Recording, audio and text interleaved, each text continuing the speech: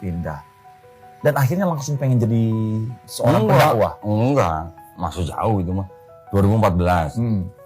Awalnya waktu itu kan saya udah punya usaha sendiri, punya perusahaan.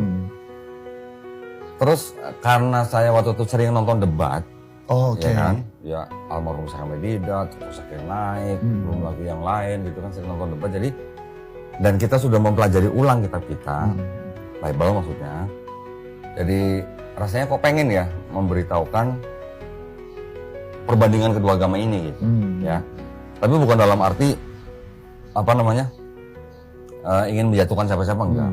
Karena kan dari sekian besar keluarga kan yang keluar dari agama keluarga besar itu kan saya dan papa saya. Kalau papa saya waktu itu masuk Islam sih kayaknya karena pergaulan. Duluan siapa? Duluan papa, 7 tahun. Oh, jadi papa duluan justru. 7 tahun. 7 tahun duluan papa baru saya. Nah saya waktu itu nungguin 7 tahun karena apa? Karena yang 5 tahun pertama yang saya amatin bukan Islamnya, tapi Muslimnya. Tahu ya bedanya orangnya ya? Nah, orangnya. Apalagi waktu itu kan kita udah sering mendengar bahwa Islam dituduh teroris, agama kekerasan dan sebagainya lah.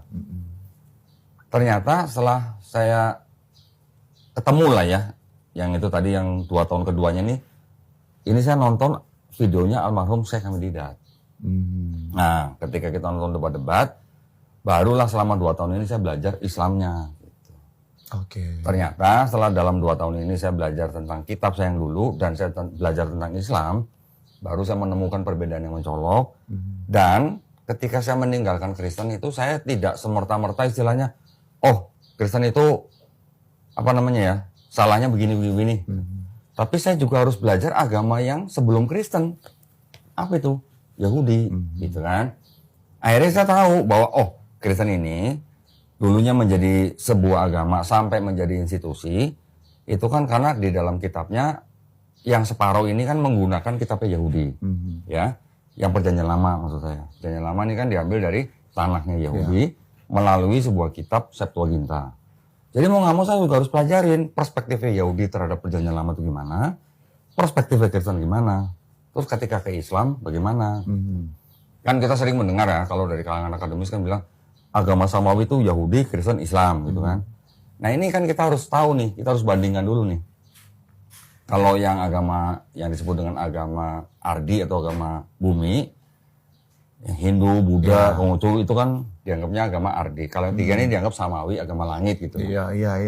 Nah kita harus mempelajari nih ketiga-tiganya ini pandangan masing-masing agama gimana.